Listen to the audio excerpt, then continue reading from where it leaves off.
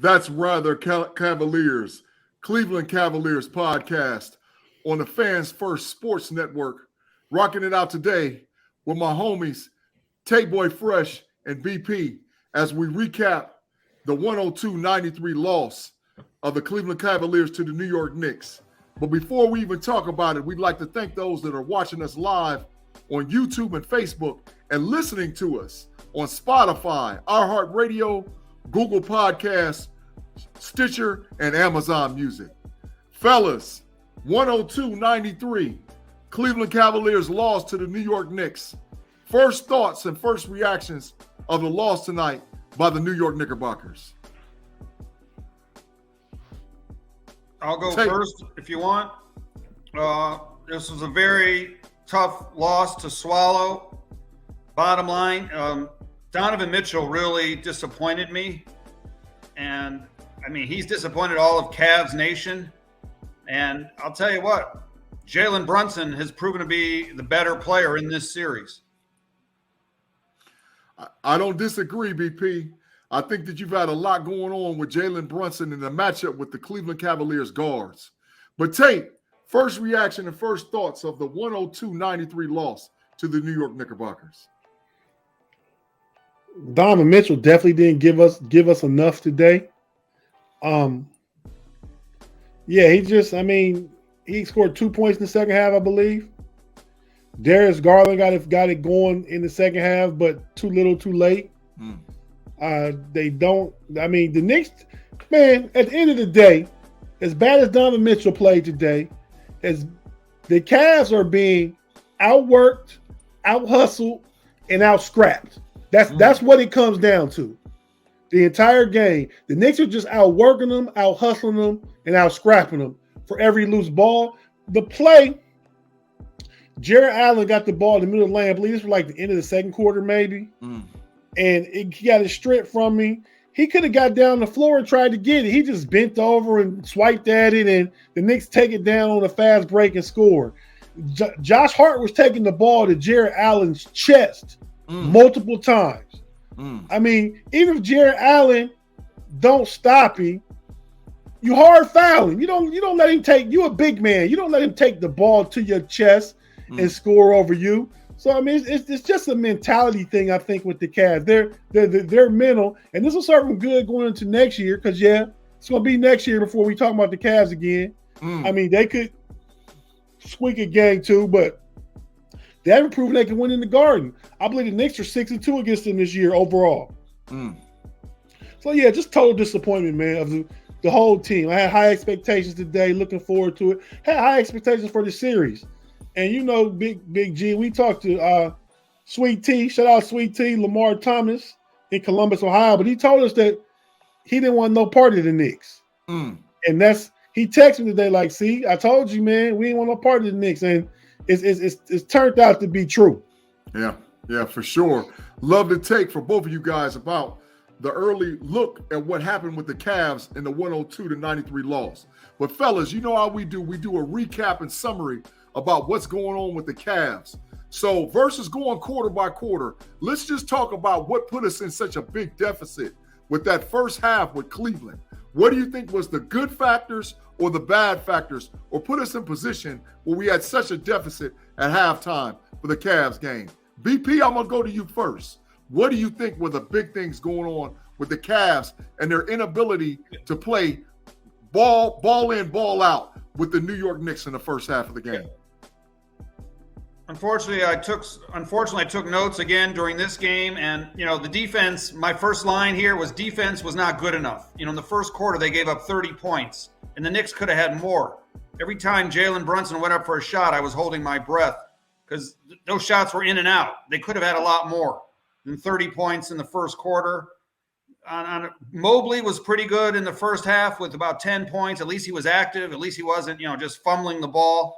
He was going up, faking and dunking. But again, Donovan Mitchell, very disappointing with just, 5 or 7 points in the first half. And, Garland was invisible in the first half. He had more fouls than points at one point. So, Brunson was torching. At one point, Brunson had 13 points around the first quarter, and, Donovan Mitchell had 5 points. So, again, This was a lot like game one where we were down by 10 points for most of the game. So that's my thought on the first quarter going into the first half. Agreed for sure, BP. Great take. Tate, talk to me, man. Why did we get in a hole in a deficit with the first half of the Cleveland Cavaliers New York Knickerbockers game? We got into a deficit because, again, hustle, outworking, and scrappiness. Donovan Mitchell was too nonchalant and cavalier with the basketball, no pun intended. He had 5 turnovers for the game.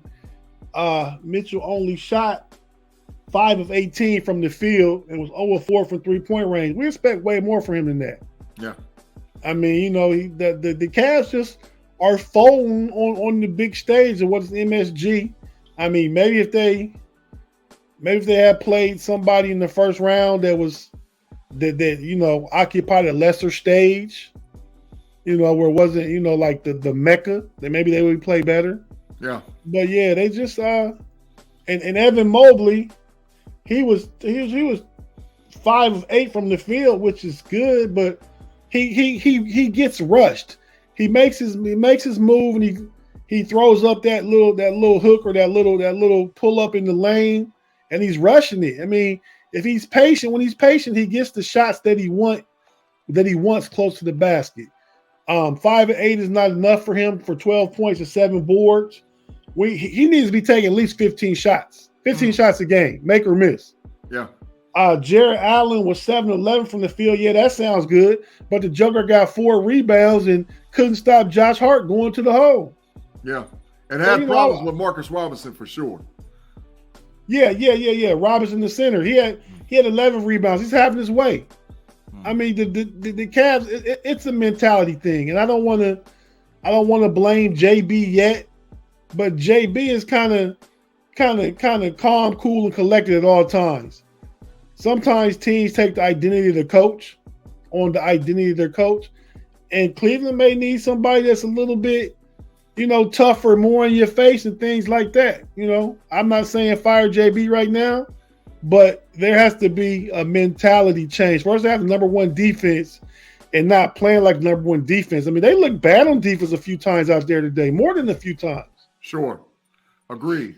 Hey, and just to point out something too in that first half, I don't know if you guys picked up on it or saw it, but there was a lot of 3-point shots that was going on with the New York Knicks that I just thought that the Cavs defense was allowing them to have wide open, standstill 3-point shots from the corners and the elbows. They didn't make a lot of those shots, true, but there was a lot of those shots that was taken by guys like Toppin and RJ Barrett that I thought played a huge difference going into the third and fourth quarter. You guys see the same thing that I saw in that first half? BP, I'll ask your comment first. Yeah, there was a sequence in the first half where Cedi Osman was playing hard and he doubled up on Brunson. And he actually did a good job of getting Brunson to cough up the ball. But then nobody was covered. Josh Hart back cut to the basket, and he had an easy dunk. So again, the Cavs are just they were being like played out there like toyed, like children.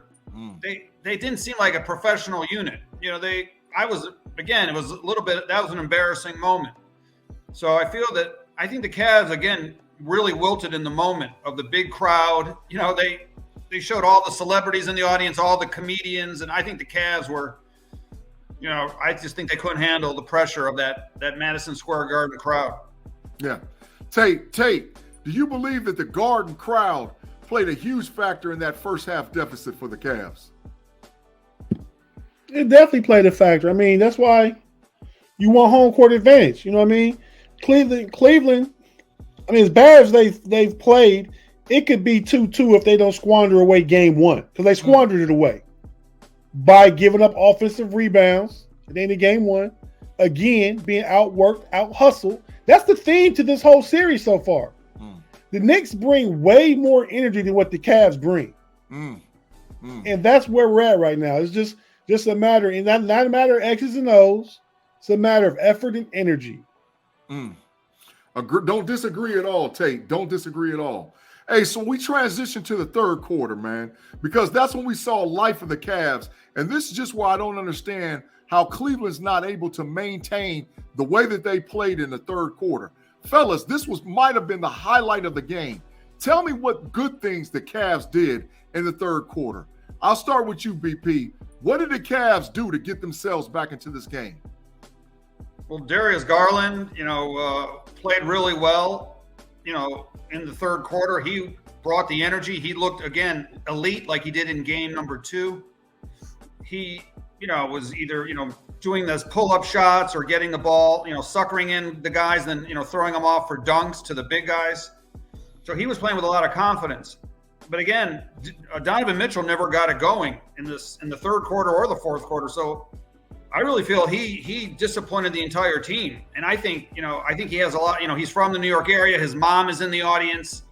I think he was trying too hard. Now, some of his shots were just in and out by like millimeters. It's a shame because he was on point with some of these long free balls, but they didn't go in. And so each time he missed a shot, it was like a heavier burden on him. And I think he really wilted under the pressure today. So I was surprised. I thought he was going to have a big 40-point game today, but he completely disappointed me. So, and then I'm going back to my notes. Josh Hart has been almost like him and RJ Barrett have been the MVPs of the series because Josh Hart today had 19 points. He was a trade deadline pickup. The Cavs didn't pick up anybody at the trade deadline, and you can see what a good trade deadline pickup will do for a team. Josh Hart has been fantastic. Now he's starting for the Knicks with the injury to Grimes. Great point, BP. Tate, third quarter, how did we climb back in? And why were they not able to spell that success going into the fourth? Well, in the third quarter, they came out of the half with they actually played with some energy. They made some runs. You can see the defense was dark. Garland was playing tough, hard-nosed man-to-man defense on Brunson, picking him up at 3/4 court. I like that. Donovan Mitchell was playing some good defense. The team, Okoro, when he came in, he was playing good. LeVert. But then it kind of folded. It was one point where the Knicks were up 4 in the fourth quarter, and Brunson hit a 3. They went up 7, and they kind of never looked back. After separation that the Knicks needed, and the Cavs could never overcome that. And Donovan Mitchell is pressing too hard. When he played his best game, he scored 38 in game 1, but he had 13 assists in game 2 and Garland balled out.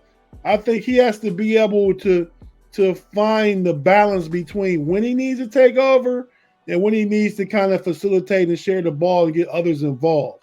So, I agree with BP. He was a total letdown today. I don't anticipate that in game 5. I think we go back to Rocket Mortgage Arena and we find some kind of way to get a win. Some kind of way we find a way. And then it goes back to New York. You have to take on that fear, and face that challenge. You know what I mean? Yeah. You don't have to. I think the Cavs are next year. I agree with BP. We need to make an addition to the team. Danny Green is not working. He's not working.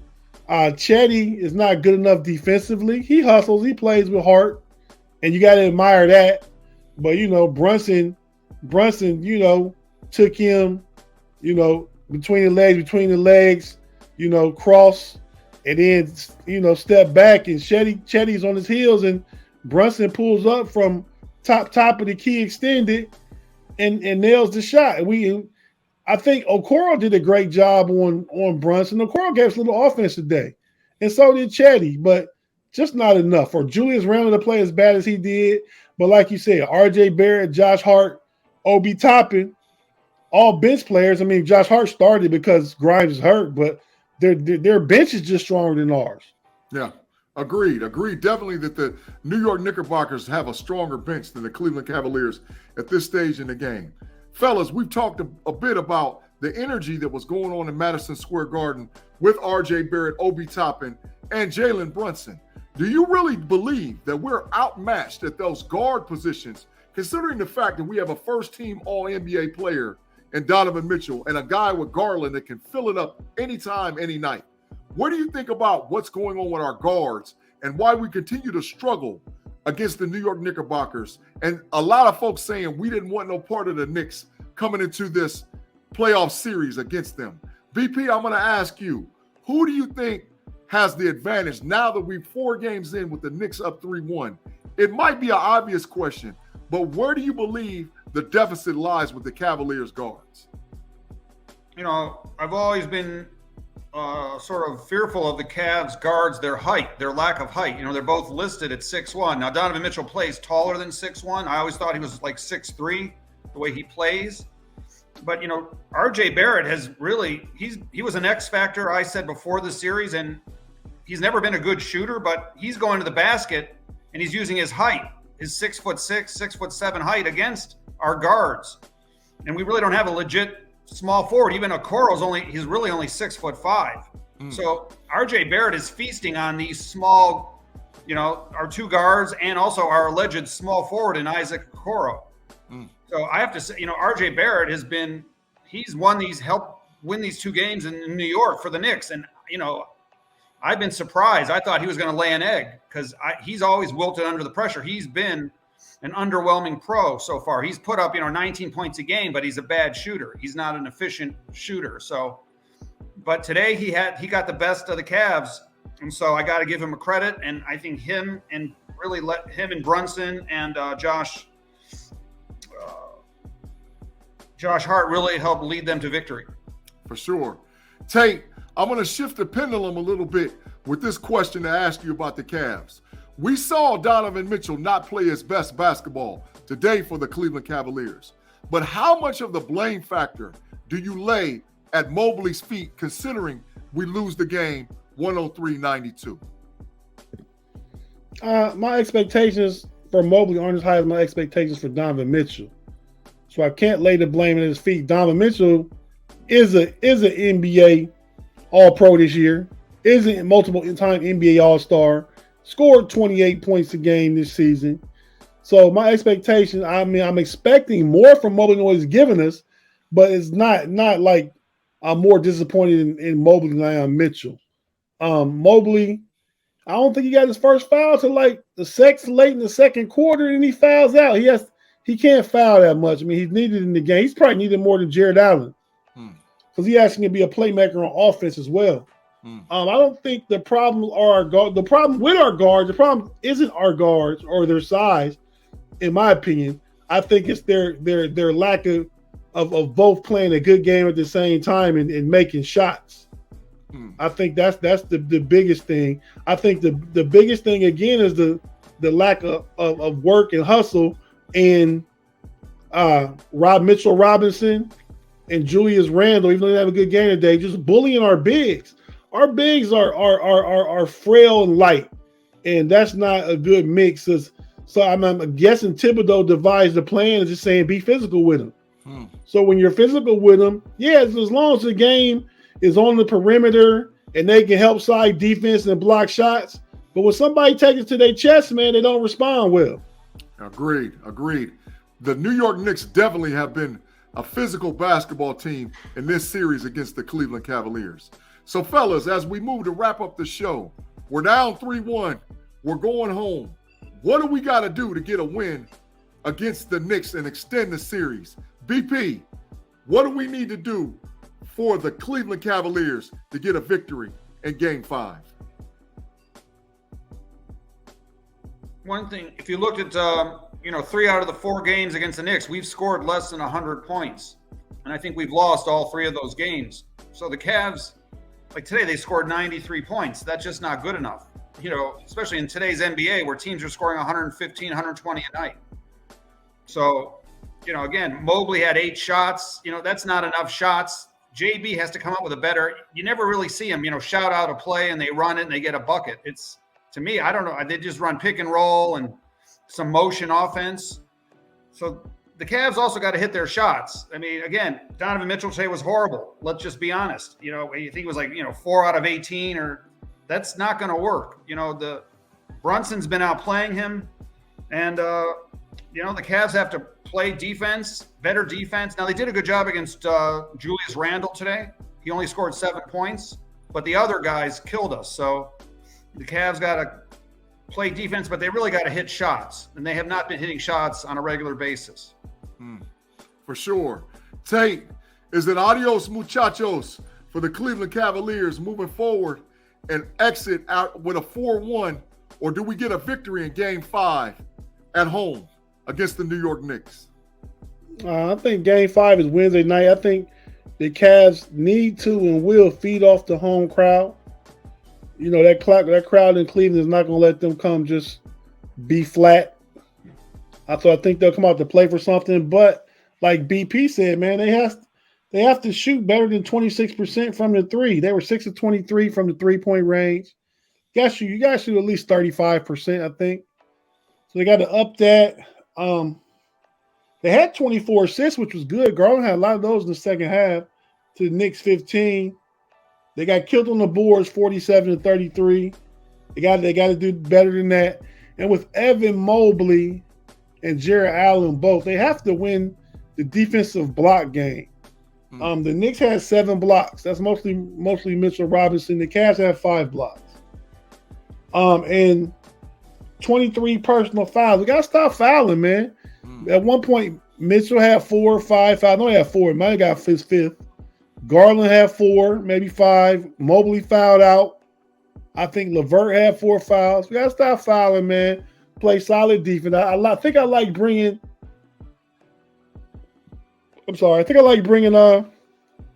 Okoro back in the starting lineup. Just start with that defensive intensity with Okoro. Put him on Brunson. Make it tough early. Don't let Brunson get a rhythm. Because Brunson's been able to get to his spots and get a rhythm. I think you put Okoro on him early and turn Okoro loose. If Okoro gets 2 or 3 fouls in the first quarter, not a big deal because we're going to LeVert and Chetty anyway. So turn him loose on defense. Let him be physical. Don't let Brunson. Let him stop Brunson from getting comfortable early. And then just try and go from there. Bring LeVert off the bench and scrap Rubio. Rubio's not a factor in this series.